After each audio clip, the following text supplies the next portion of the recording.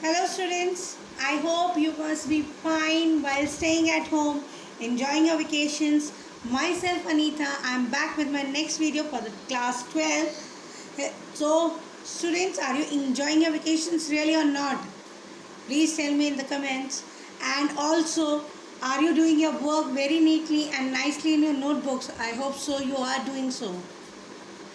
So this is chapter 4, the summary of chapter 4 of the book Flamingo, the Rat Trap, Chूहे का जाल.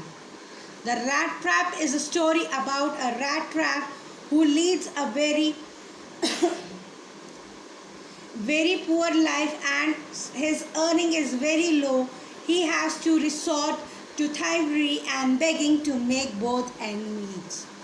तो ये एक स्टोरी है एक ऐसे जाल की मतलब रैट ट्रैप की जो कि एक बहुत ही गरीबी में अपना जीवन व्यतीत कर रहा है और ऐसा लग रहा है कि उसे चोरी और भीख मांगना दोनों ही करना पड़ेगा अपने जीवन की अपने जीवन की हर ज़रूरत को पूरा करने के लिए.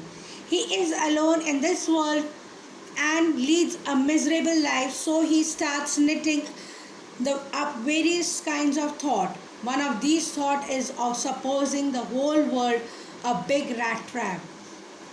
वो इस पूरी दुनिया में बच्चों बिल्कुल अकेला, उसका कोई नहीं है, ना माँ ना बाप ना भाई ना बहन, कोई भी नहीं है. वो बड़ी ही बुरी ज़िंदगी जी रहा होता है. तो उसके दिमाग में कई सारे ख्याल बुन रहे होता है वो अपने दिमाग में, जिसमें से एक ख्याल ये था कि उसे ये लगता था ये पूरी की पूरी दुनिया जो है चूहा के जाल के माफिक है. His views are that the world offers us various types of baits in the form of comforts of life. उसे ये भी लगता है कि जब भगवान जो भी है जीवन देता है तो वो जीवन के सिर्फ कंफर्ट्स बताता है, माइजरीज यानी कि बुरी चीज़ें नहीं बताता है, दुख मुसीबत के बारे में नहीं बताता है, जितनी भी यातनाएं यहाँ पे होती है हमें नहीं बताते. कहते जीवन क्यों नष्ट कर रहे हो, मत नष्ट करो, बहुत सुंदर जीवन है, बहुत कम लोगों को मिलता है, बहुत खुशनसीब होते हैं वो लोग जिन्हें जीवन प्राप्त होता है. ठीक है, बात सही है, लेकिन इस जीवन में जहाँ खुशी है वहाँ दुख भी है, जहाँ कंफर्ट है वहाँ थोड़ा सा चैलेंजेस भी हैं, मुसीबतें हैं, आपके सामने बैरियर्स हैं. तो इन सब चीज़ों को फेस ऑफ करना ही लाइफ कहलाता है. This in return traps us into the rat trap of the world and leads us to the various types of misery. और यही सुंदर चीज़ें हमें अट्रैक्ट करती हैं लाइफ की ओर, और जिसकी वजह से हम लोग इस चूहे के जाल में एक चूहे की भांति फंस जाते हैं. Every night the peddler has to search for a shelter, as he has no home. हर रोज़ रात को उसे अपने लिए एक नया शेल्टर ढूंढना पड़ता था, रहने की जगह ढूंढनी पड़ती थी, क्योंकि उसके खुद के पास अपना कोई घर नहीं था. One evening he was offered a shelter by an old crofter. एक शाम को उसे एक ओल्ड क्रॉफ्टर ने यानी कि जो ये गाय का दूध वगैरह ढोते इनसे जो है थोड़ी सी शेल्टर मांगी और उसने दे दी. The next morning he stole Crofter's money which he had earned by selling his cow's milk. अगली सुबह जो है उसने उसी के घर में चोरी कर ली, वो पैसे चोरी कर लिए जो कि उसने गाय का दूध बेच के कमाए थे.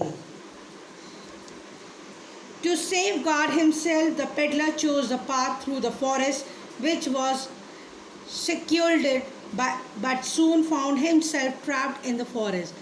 तो वहाँ से जल्दी निकलने के लिए, अपने आप को बचाने के लिए उसने जंगल का रास्ता अपनाया. जंगल का रास्ता अपनाने पर उसने ये देखा थोड़ी दूर चलने के बाद वो खुद उस जंगल में गुम हो चुका है. He wasn't able to find the way out of the dense forest. Later on finds a way to a fog and takes shelter there.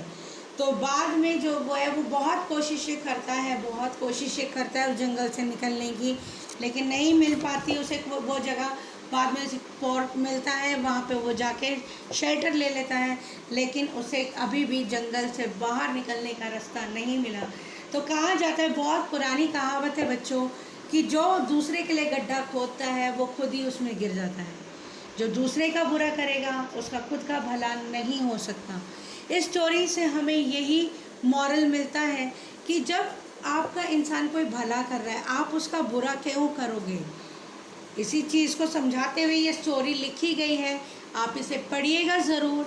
And I request you all to write the summary of this chapter in your notebooks and do the text book question answers in your notebook.